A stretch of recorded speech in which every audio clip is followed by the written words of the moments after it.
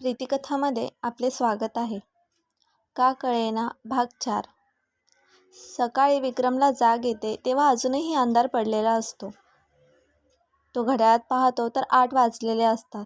तो खिडकी उघडून बघतो तर सर्वत्र पावसामुळे अंधार पडलेला असतो.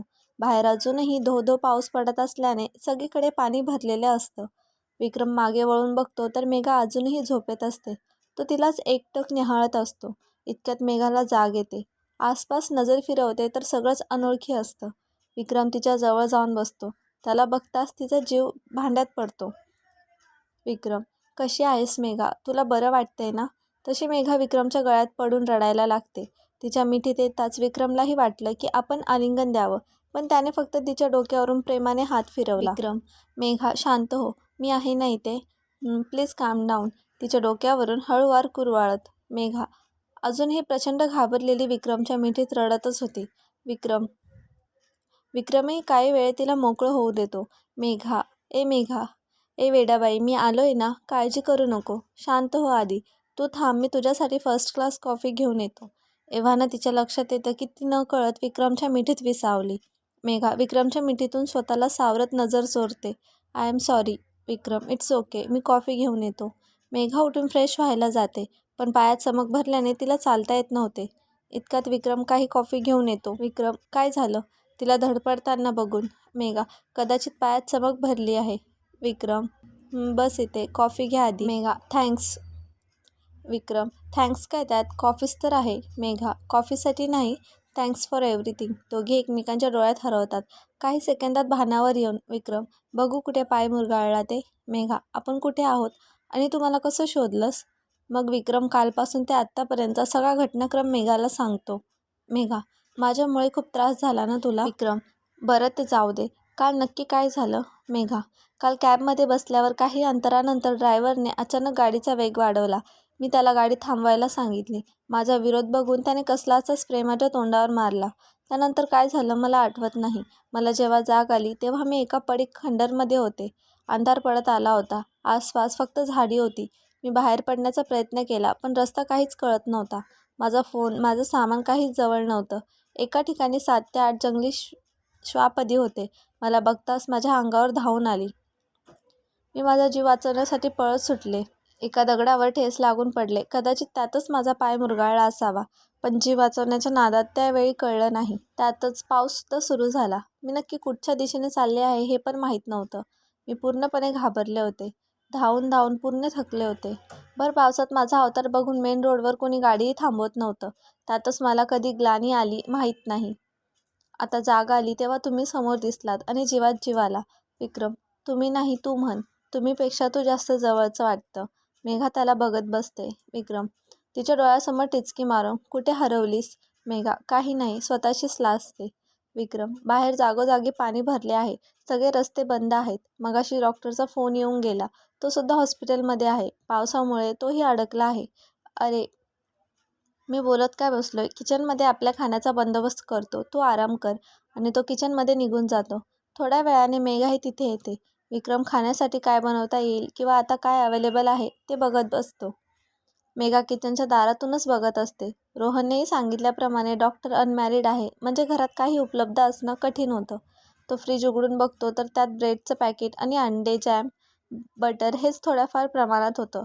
ओट्यावर बास्केटमध्ये 4-5 मॅगीचे पॅकेट होते. काल दुपारपासून उपाशी, त्यामुळे भूक तर खूप लागली होती. मस्तपैकी अंडा ब्रेड खाण्याचा बेत केला आणि तयारीला लागला. मेघा लांबूनच हसत होती. तिच्या हसण्याचा आवाज ऐकून तो तिला आधी ओरडू लागला. विक्रम काळजीपोटी थोडंसं रागात. मेघा, तुला आराम कर सांगितलं होतं ना? मेघा, मी आता बरी आहे, आणते. ते ऑमलेट मी बनवते. विक्रम, का? माझ्या हातचं खाल्ल्याने पोट बिघडणार नाहीये? मेघा, काय माहीत, मला थोडीच त्याचा अनुभव आहे. विक्रमला चिडवत. विक्रम, हो का? ऑमलेट बनवता बनवता मग आज खाऊनच बघ. मेघा, हो मग खावंच लागेल, दुसरा पर्याय नाही ना. लटकेच गोड हसते. दोघेही टेबलवर नाश्ता करायला बसतात. मेघा, छान झालंय, पण मीठ टाकायचं राहून गेलं. विक्रम, खरंच? बघू. आणि तो ऑमलेट पाव खाऊन बघतो. काही बरोबर आहे सगळं? मेघा, हो बरोबरच आहे सगळं. उगाच विक्रमला चिडवत. दोघेही हसत खेळत नाश्ता संपवतात. विक्रम सगळं आवरून ठेवतो. मेघा बाहेरचा अंदाज घेण्यासाठी बाल्कनीत जाते. पावसाची सर तिच्या अंगावर येते. गार वाऱ्याची झुळूक मनाला भुरळ घालून जाते. आपले दोन्ही हात पसरवून ती त्या पावसाचा आनंद घेत असते. तिला भिजताना बघून विक्रम तिला आत ओढतो. अडखळ्यामुळे तोल जाऊन ती विक्रमवर पडते. विक्रम बाजूच्या सोफ्याचा आधार घेत तिला सावरतो. त्याचा स्पर्श, त्याचा सुगंध तिला भुरळ पाडतो. दोघांची नजरभेट होते. या नजरभेटीत दोघेही हरवून जातात. लँडलाईनवर फोन वाजल्यामुळे दोघे भानावर येतात. विक्रम मेघाला सावरून सोफ्यावर बसवत फोन उचलतो. रोहनचा फोन असतो. रोहनला हालहवाल सांगून विक्रम फोन ठेवून देतो. अशीच गप्पांमध्ये संध्याकाळ कशी होते कळतच नाही. मेघा कॉफी घेऊन येते. विक्रम मोबाईल ब्लूटूथला कनेक्ट करून गाणी लावतो. बाहेर पडणारा पाऊस, गार वारा आणि रेडिओवरील रोमॅन्टिक गाणे. हा काय योग जुळून आला होता. सावन बरसे तरसे. दोघांनाही अशा वातावरणात अशा प्रकारची गाणी ऐकायला खूप आवडतात. हे दोघांनाही आज माहीत झालं होतं. रिमझिम रिमझिम एकामागून एक गाणं वाजत होतं आणि अचानक एक नवीन गाणं सुरू झालं. मेघा गाण्याचा आवाज वाढवण्यासाठी उठते. खिडकीतून येणाऱ्या वाऱ्याने तिच्या गालावरची केसाची बट उडत असते. अशा वातावरणात अशी सुंदर गाणी ऐकल्यावर कोणाचाही मूड बदलेल. तसंच काहीसं दोघांचंही झालं होतं. एकमेकांबद्दल वाटणाऱ्या प्रेमभावना उफाळून येत होत्या आणि अशात गाणं कानावर पडतं, भेगी भेगी रातों में. मेघा हे डोळे बंद करून गाणं अनुभवत असते. मंत्रमुग्ध असतानाच डोळे उघडते. अगदी समोर विक्रम उभा असतो. मेघा वळून खिडकीजवळ पाऊस निहाळते. मुरगळलेल्या पायामुळे धडपडणार तोच विक्रम तिला दोन्ही हातांनी धरतो. मेघाला आपल्या दिशेने वळवतो. मेघा हळूच त्याच्या मिठीत शिरते. तोही तिला अलगद आपल्या मिठीत सामावून घेतो. त्या गाण्याच्या तालात असेच हरवून जातात. त्याच्या हृदयाची धडधड वाढायला लागते, जी तिला स्पष्ट ऐकू येऊ लागली. त्याच्या स्पर्शाने तिच्याही अंगावर शहारे आले होते. पण जगातील सर्वात सुरक्षित जागा हीच आहे याची खात्री तिला होती. प्रेम कितीही उफाळून आलं असलं तरी प्रणयाची सीमारेषा त्यांनी ओलांडली नव्हती. दोघेही असेच नंतर सोफ्यावर बसून होते. ती त्याच्या मिठीत त्याच्या हृदयाचे ठोके ऐकत कधीच झोपी गेली होती. सकाळपर्यंत पाऊस बऱ्यापैकी कमी झाला होता. रस्त्यावरचं पाणीही कमी झालं होतं. आता घरी निघायला हरकत नाही या विचाराने डॉक्टरचा निरोप घेऊन दोघे बाईकने निघतात. मेघा अजूनही गालातल्या गालात लाजत असते. आज घरी जाऊन आईबाबांना सांगून मेघाला आपल्या पास्टबद्दल सगळं खरं सांगून प्रपोज करायचं विक्रमने ठरवलं होतं. मेघाही खूप खुश होती. तिनेही आपल्या भावना विक्रमला सांगण्याचं ठरवलं होतं. गाडी एकदाची विक्रमच्या आजोळी येऊन थांबते. सकाळची रोहन आणि दियाने मागच्या 2 दिवसाची सारांश घरी आईबाबांना आणि रेवती प्रमोदला सांगितलं होतं. सगळेच वाटच बघत होते. मेघा आणि विक्रम घरात येतच होते. इतक्या समोरून शिखा येते. आल्या आल्या विक्रमला मिठी मारून ओठांवर हलकेच किस करते. तिच्या येण्याने विक्रमला धक्काच बसतो. तो स्तब्ध होऊन जातो. मेघा त्या दोघांना अशा प्रकारे एकत्र बघून तिथेच थांबते. बाकीचे मेघाजवळ जाऊन ती ठीक असल्याची विचारपूस करून मेघाची शिखासोबत ओळख करून देतात. शिखा, हाय मेघा. मी शिखा, विक्रमची बायको. मेघा फक्त बघत बसते. प्रमोद येऊन मेघाला मिठी मारतो.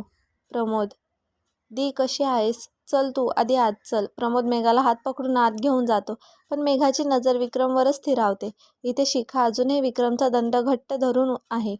पण विक्रम मात्र मेघालाच पाहतोय. सगळे आता निघून जातच विक्रम शिखाला दूर लोटतो. विक्रम, का आली आहेस परत? शिखा लाडात येऊन, असं नको बोलू ना. मागून येऊन मिठी मारून, मी नाही राहू शकत तुझ्याशिवाय. विक्रम, रिअली? आज 10 वर्षानंतर कळलं तुला? सगळं काही तुझ्या मनासारखं घडत होतं तरी निघून गेलीस. प्रेम करत होतो आपण एकमेकांवर, मग माझा विचार न करताच निघून गेलीस. Shikha, I am sorry. मूर्खपणा केला मी. नितीनच्या खोट्या प्रेमाने भुरळ घातली होती मला. पण आता मी तुला सोडून कुठेच जाणार नाही. विक्रम सरळ खोलीत निघून जातो.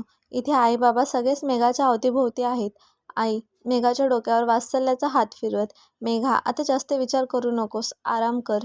मी सर्वांसाठी पान वाढायला घेतलं. जेवण करून घ्या सगळे. बाबा, आणि आता मेघाला जास्त कोणी प्रश्न विचारू नका. रेवती, आई मी पण येते ग मदतीला. आणि रेवती किचनमध्ये निघून जाते. बाबा, दिया तू विक्रमला बोलावतेस का जेवायला? दिया, हो आलेच मी. शिखा मेघाजवळ येऊन, का गं मेघा, एनी प्रॉब्लेम? तू नेहमीच अशी गप्प असतेस का? शिखाला अजून काहीही सारांश माहीत नाही. बाबा, मेघा बेटा जा तू फ्रेश होऊन ये जा. आणि मेघा जाते. शिखा, मेघा आत्ताच आली आहे, जा आवरून ये, नंतर निवांत गप्पा मारू. Shikha, okay, I don't mind. बाबा, रोहन पोलिसांना काही माहिती हाती लागली?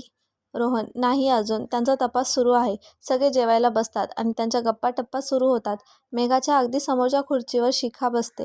विक्रमही येतो. त्याच्यासाठी शिखाच्या जवळची खुर्ची रिकामी असते. तो नाईलाजाने तिथे बसतो. शिखा सारखी विक्रमच्या मागे, हे वाढू का ते वाढू का असंच सुरू होतं. विक्रम मात्र तिला अवॉइड करत होता. मेघाच्या जेवणात अजिबात लक्ष नव्हतं. विक्रमचीही काहीशी तीच परिस्थिती होती. बाबांनी हे बरोबर हेरलं, पण आता शांतच राहणं पसंत केलं. मेघा: आई बाबा, मला उद्या निघायला हवं. म्हणजे इथले सगळे फंक्शन संपले आहेत. आता पुढची तयारी करायला मला जावं लागेल. आई: अगं पण काय घाई आहे? उद्या रेवती आणि प्रमोद हनीमूनला फिरायला जाणार आहेत. तू एकटी घरी कशी राहणार? त्यापेक्षा 5 दिवसांनी आमच्यासोबतच निघ. मेघा: नको आई, तिथे खूप कामं खोळंबली आहेत. मला जावं लागेल. कंठ दाटून शिखा: मॉम म्हणतायत तर राहा ना. अजून आपली नीट ओळखही झाली नाहीये. विक्रम: तूच सांग ना आता. आई: हो विक्रम, तूच सांग. तुझं नक्की ऐकेल. विक्रम: मेघाला सगळं सविस्तर सांगता येईल या विचाराने. थांब ना मेघा, प्लीज. जीवाच्या आकांताने. आजचा भाग कसा वाटला कमेंटमध्ये नक्की सांगा. पुढील भाग लवकरच येईल. धन्यवाद.